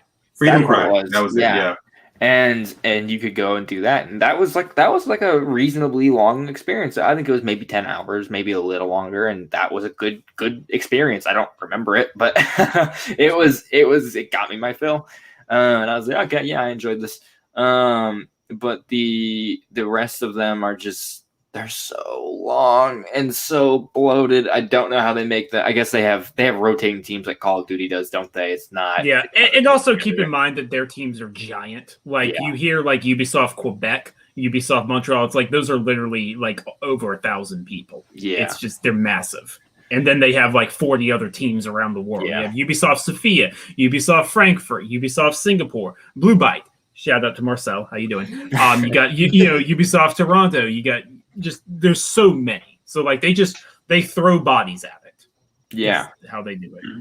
It's they're an interesting studio, and I'll be interested to see where they are in like 10 years. Are they still on this path? Has the audience started to reject these massively bloated Assassin's Creed games? What does that look like when we start the next generation of consoles? Because the generation, the start of last generation, 2013, Assassin's Creed was very different. Very different. It was not an RPG. That was Black Flag was the first Xbox One, Assassin's Creed game, and now here we are with Vikings, and it's an RPG that's 130 hours long. Like, it's very different. So it'll be interesting to see how they evolve this generation, even, and maybe they'll bring back Splinter Cell. Yeah, they will. Actually, no. You know what the worst thing is? I sat there and I go, I want Splinter Cell so bad. But then I realized they'll make it a fucking 100 hours like Ghost Recon Breakpoint. Now I'm like, you know what? Yeah. Kill it. Leave it dead. Leave Sam dead in the ditch. Use him for special events in Ghost Recon. Do not bring him back to, like, the moment I hear Sam Fisher returns in an open world adventure, I'm out. I'm so fucking out. I don't. That's the one thing that's like kind of kept me like, I don't know if I want this, because I've never beaten any of those recent Ghost Recon games. They are boring. They are bloated again, and they're not particularly fun, in my opinion. They're just not. And if they do that to my boy Sam, it's not going to go well. I'll say that much. I'll be a very upset Cade Onder. Yeah, that's not something you see often. It's rare. Yeah. Yeah. No, and still, and I will quote this back to, I remember me and Sam, theorizing, when they had Michael Ironside on Inside Xbox, we were like, they got to announce a new Splinter Cell now. No, they actually brought Michael Ironside back just to do a Ghost Recon Wildlands DLC. And that, crazy. That is so wild. Yeah, I appreciate all the work they put into Breakpoint. Like, shout out to Ubisoft for backpedaling it and everything else. But I don't know who thought, yeah, you know what? We just released The Division. We should make Ghost Recon The Division. And then everyone around the table went, yep, that's a great idea. Yeah, we should do that. That's Gear score is definitely why people play Ghost Recon. Yep. But speaking about something everyone loves, we get to talk a little bit about the ESA. Because E3... Joy! My favorite organization. No issues whatsoever with Cade and I. None. So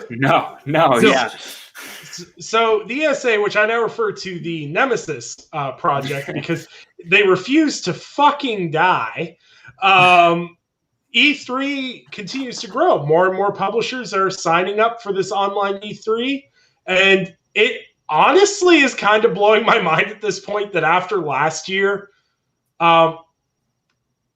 that all these publishers haven't realized that they can do their own showcases and they don't need the ESA. There must be money involved somehow. They must be paying them this time. Yeah, it's no longer you pay the ESA. The ESA is like, hey, $5 million to show up. Anybody?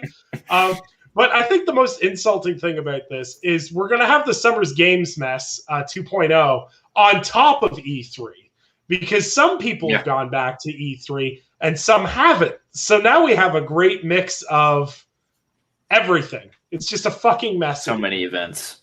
So many events all in a month block. Let's hope it's over in a month instead of running all the way till fucking September this year. Because Sam is going to look older than me at this rate if we have another Summer's Games Mess 2.0. But Cade will actually get like a single hair on his chin. That's how you know he's right now. You can't see it, but I got a full blown beard in like the last month. I've just been nice. So I kind of want to ask you guys because last year we had this discussion, when E3 folded and they were like, we're going to do a digital event. And then like a week later, they're like, no, fuck, that's hard. And then they bailed. And then, before that, they leaked everyone's personal information that went the year before, and they never apologized for that or did any form of, payback or even an apology for doing that. And now they're like, come on down, E3 2021. Here we go. We got everybody. Everyone's coming except Sony again, and it's great. What do you guys think? What's your expectations for E3? Like, are you happy the event's back? Are you not happy? Because, we've got a wide variety of people here, enthusiasts, writers, what are you excited for? Are you excited for E3, or do you just want this thing to fucking, do we want Lord of the Rings it and just cast it into the fire and destroy it finally? Cade, do you want to go first, or? Yeah, sure. As much as we got burnt by E3 when we went with having our information leaked, I still love E3. Like, I don't know if I'd ever go back. I'd love to, but like, I don't know. Like, it's a weird thing. I would be very cautious on how much information I give out to them next time. I'm excited for E3. Very strange that we just haven't heard what they're doing outside of Greg Miller and a couple other people are hosting it over a week.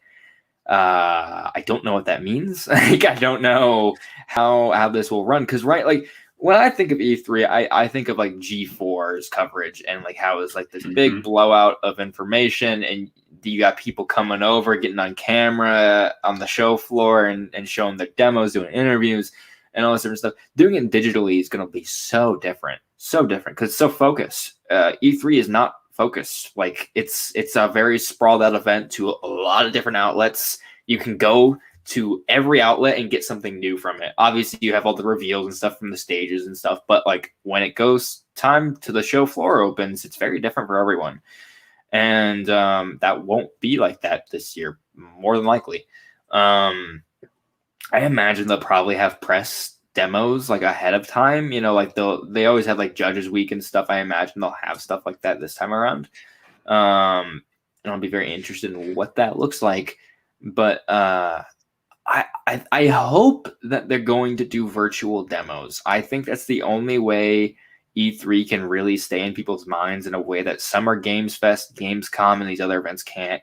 If they have all these publishers coming together, you have an E3 week on Xbox Store and all these other platforms and go, you just saw the new, what's the game coming out later this year? Dying Light 2. There's a Dying Light 2 demo available. It's half hour long and you can play through it and it'll be gone at the end of the week. I think that'd be a great way. I know they've always talked about that, and it's hard because of limitations and all these different things, and I get that, but it would be very interesting to see what that looks like. Mm-hmm. Absolutely. Sam, I obviously want your input because you and me have talked, at length about this. So, man, I'm of two minds. I'm of more than two minds, but I'll share my two minds. On the one hand, I'm still so pissed about what happened.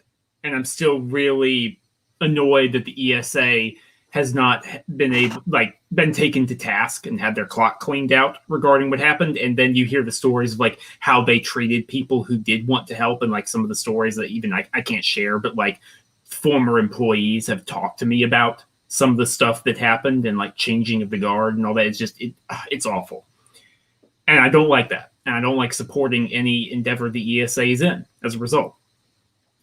At the same time, I acknowledge I can't do last year again. Last year legitimately was the worst thing I've ever experienced in covering games at all. Like it was mental breakdown inducing. It was just aggravating. It was this like, hey, we're going to stretch out every tiny thing, every indie publisher, and I love indies to death, but like every indie publisher gets their own conference. It's just, and it was enough to drive someone insane. It really was. It was awful. I didn't cover all of it because I was just like, fuck this. Like, I could not have covered all of it. I literally physically could not have. I had a team helping me, and it still was like, it was tough at times. So with that in mind, I will begrudgingly admit that I am very happy E3 is back because it means a lot of this nonsense is condensed into one place. It's like Ubisoft, no, you stay put here. Sega, you're here. Konami, well, you're never doing anything anyways. But like, okay, Xbox/Bethesda, you're here as well. Like, I appreciate a lot of that being condensed down into one spot.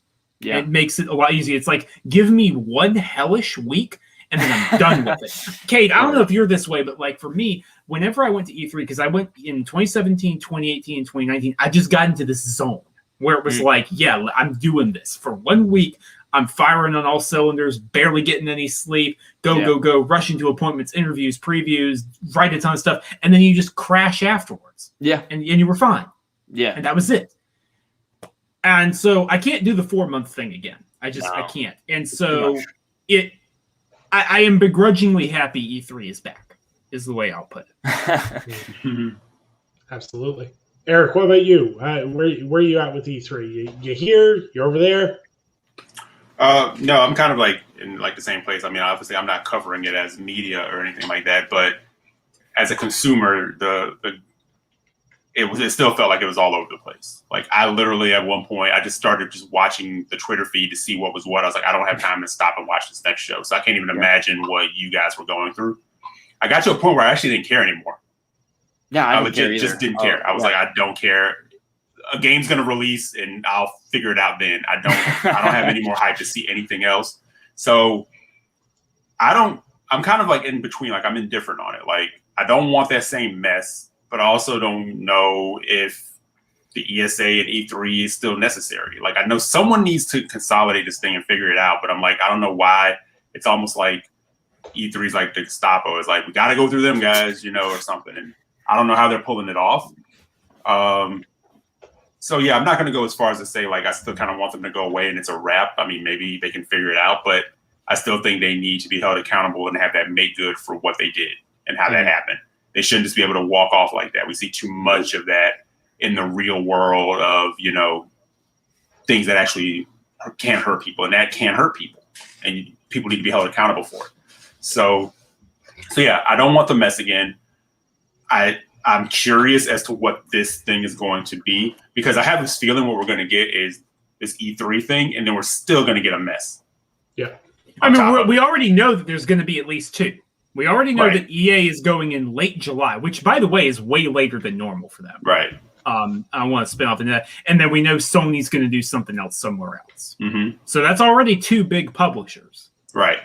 And I still kind of wonder as well, like, even though, like, you have Microsoft doing their thing there and some other, publishers and everything, what if they still have more things to talk about? And they're like, okay, well, we did this part here, and then later in the summer we have more parts. And it's like, Jesus Christ, now we have more stuff happening, So yeah, there doesn't feel anything that's like definitively saying, yeah, we're pulling it all back in here and everyone's going to be here except for like Sony and so. People are still doing their own separate things.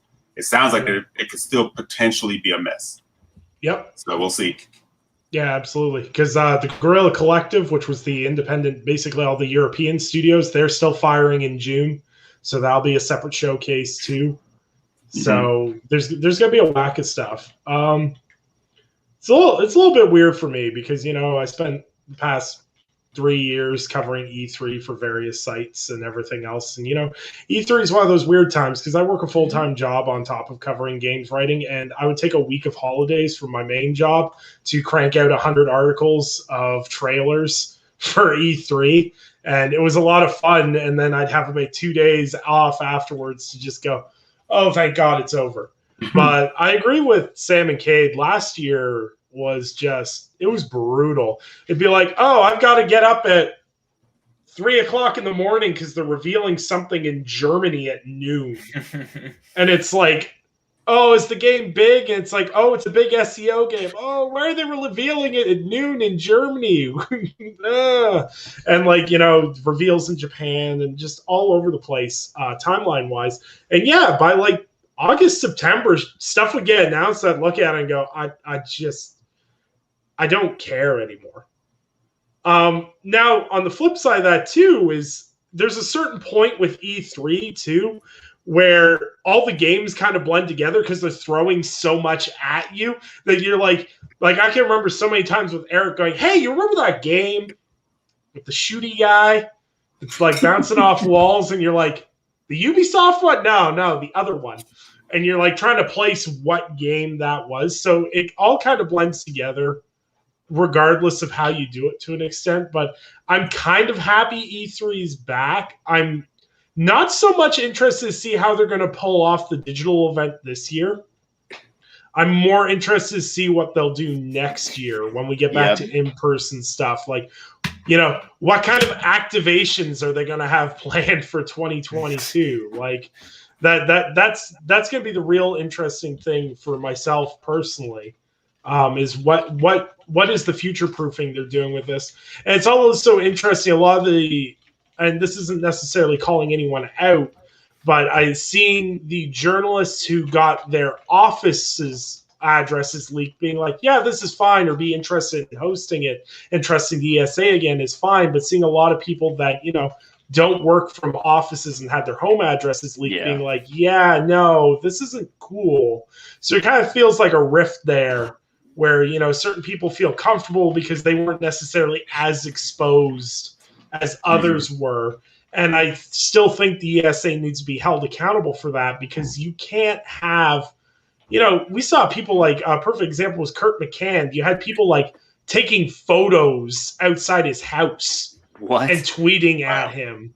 Yeah, like people are like, hey, Kirk, we found your house. And we're like, like screenshotting like the front of his house and like where his kid went to school and stuff like that. So like, and to have the ESA just go, no, this is fine, sweep it under the rug, nobody cares. It's not acceptable. I was kind of hoping we'd see some outlets go, you know what, fuck E3, we don't want to cover E3, but you know, clicks govern that. That's not based off people, unfortunately. It's honestly, if you don't cover E3, you're going to have a week with no content. Like, you're not going to be able to pay anyone. Like, it's just the way it is, and it's unfortunate. And I don't know the solution. They need to be held accountable. I don't think anyone will, which is really fucking shitty. But it's really frustrating. And the fact that, you know, I can't remember, maybe Sam will, but I don't think there was really an apology to any of us. Like, they may have sent out an email saying like, yeah, we know, but like they weren't like fucking at least like be like, hey, at the very least, bare minimum, low bar, send me a pass for the next E3. Comp my fucking hotel room. I don't care. It's starting somewhere. They didn't really apologize. They said, we acknowledge we made mistakes. Oh, no. They didn't even say mistake, because it was very legalese worded to make sure there was no culpability. Yeah. So it was like, it was some nothing burger. We have taken steps to rectify the security issues previously identified. Like, it was nothing. I had people I know, women I know, were like crying and up all night because they knew what some of these pieces of shit, frankly, would do if they were able to get a hold of their information. And it was just like, no, that wasn't okay. That was a traumatic experience for everyone involved. Yeah. And it was never properly addressed. Honestly, the ESA is lucky they didn't get sued. Honestly, get class action or something against them. There was an attempt for that. I know that much. Yeah. I don't think it went anywhere, though. Yeah. But at the end of the day, people's safety matters. And I just blows my mind as someone who works with sensitive documentation, like for my job all the time, that someone had a fucking spreadsheet with everybody's information on it. Like it hurts my brain to think someone was like, yeah, they'd be like storing all my customers' credit card information in an Excel word sheet and being like, yeah, I'm just going to leave this open on my desk. Nobody noticed it, okay? And just going about my day. And I'm excited, but yeah. Cade? Sorry. I think the thing that really bothered me was that's obviously really shitty and needed to be addressed hardcore. They are 100% responsible. But it was how it came out. Like, I'm not going to use the term journalist. I have air quotes right now around the person because I don't like them, who basically found out about this, and instead of like just keeping it to themselves or maybe passing it along to someone who can handle it more responsibly, Because I think they said that they tried to get the ESA to like figure it out, and it just didn't happen. But the next response isn't just, well, I'm going to put it out there for everyone to see. What the fuck were you thinking? Mm-hmm. Right. Yeah. And giving a timeline, I think the person in question gave the ESA something like 8 hours to respond. Yeah, great. In the they middle blew- of the night. 8 hours in the middle of the night. That's an important distinction. Yeah. Yeah. Well, regardless of the fact, if you find time sensitive or people sensitive information, you should not at all write something to then point people in the direction of where that information is. Absolutely. If the ESA came back to you and went, "Hey, we don't give a fuck that this information's out there. That's not our problem." You can write an article going, "Hey, the ESA has leaked information that they aren't protecting," and don't backlink to where you can find it. You say, "Hey, the ESA is being negligent." You don't give people the access. And you definitely don't tell them what it is. You might just say they're sensitive information. You don't tell them what it is, because then that gives them more incentive to look for it. Mm-hmm. You know, it's just like there were so many barriers that came crumbling down, and it was the worst possible handling of the situation from all parties. Yep. Yeah, and that's the thing, is like, in the age of information and technology, it's easy enough for shitheads to find you. Yeah. Like I recently had to lock down my Facebook and everything because people decide to try and go and track down and talk to my mom about my political viewpoints, which I don't even talk about publicly. Great. And I'm getting text messages from my mom at like 2:00 in the morning going, "Why do I have these like no profile picture people messaging me on Facebook saying that you're this and you're that?" And I'm like, "What the fuck?" And I'm having to go through a lockdown for that. Like, and that's just backtracking people through my name. Yeah. Nonetheless, someone having my street address or, having my cell phone number. Like, I know people that had changed cell phone numbers. Everything. Yeah, I did. Yeah. And that's fucked. And the human element of that is hard for me to just brush aside. So in closing, I'm excited for E3 because I'm excited to what these publishers are going to showcase. I'm excited for these games, but we're still on fuck the ESA 2021. Yeah, absolutely. They're obviously the gaming organization. A lot of things go through them, which sucks. And I was happy that Jeff Keighley kind of stepped away from the event before pandemic even happened. He was like, "I'm not coming back." And he has his own thing that he kind of improvised last year. He's still doing it this year, so I'm going to be interested in what he has up his sleeve, because he had way more time to plan this out and use his various connections to bring some stuff together. He said it's 1 month this time. He did cool. He did say it's all in 1 month, not spread out this time. That's so good. I'm a little more on board with that. Yeah. Sure. So we'll see what happens. I think the real test will definitely be probably 2022, because I imagine they'll have an in-person event next year. I think we'll see a lot more stuff like that. Like, movie theaters are opening back up and doing very well. So I think you'll see more in-person stuff next year, and we'll see how that goes.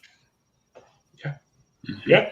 Only time will tell, and I definitely think Jeff Keighley's got some stuff going on. He seems really smart at how he plans out these events, and the one thing I like about Jeff overall is compared to some of these bigger events, he seems to take feedback very well and then makes adjustments accordingly.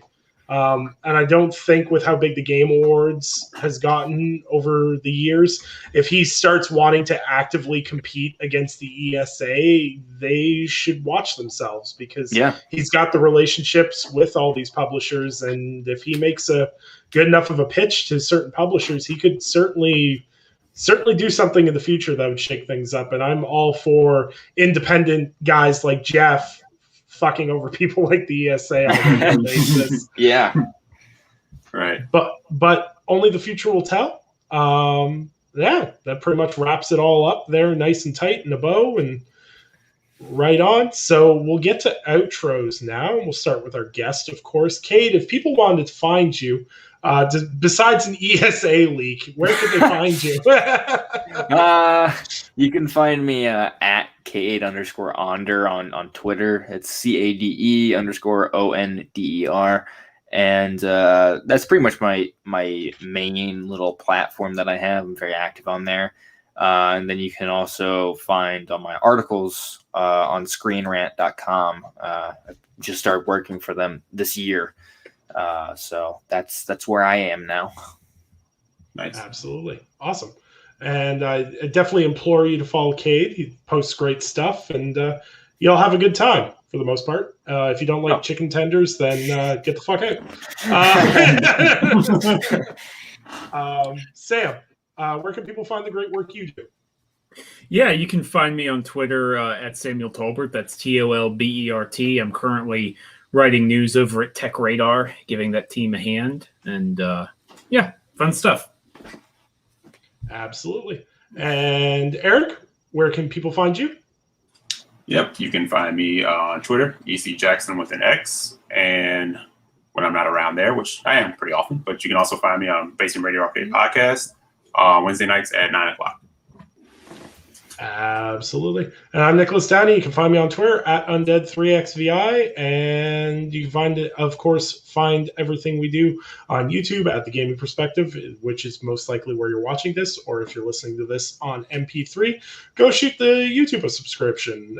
We were up to 150 subs now, which is pretty cool little milestone there. So having a grand old time and yeah, working on some stuff, cooking away and having a great time, working way too much at work, and I hate it. But we push forward, we persevere, and there's Mass Effect this week, so that's exciting. I can't wait to take part in the great debate surrounding what's a great Mass Effect game. And I kind of want to play Andromeda and find out that Andromeda is the best one, just so I can torture people. But regardless, I know there's no way it could be, but you know. So if you enjoyed the show, please leave a like. Don't forget to follow on whatever social media platforms you prefer to use. You can find us live every Tuesday at 8 p.m. Eastern Standard Time. Got some great guests lined up for this month. Tons of games to talk about. So hope to see you guys next week. And thank you, as always, for your time, for the people that watch live or listen later, doing whatever you're doing. We'll see you guys next week. Bye.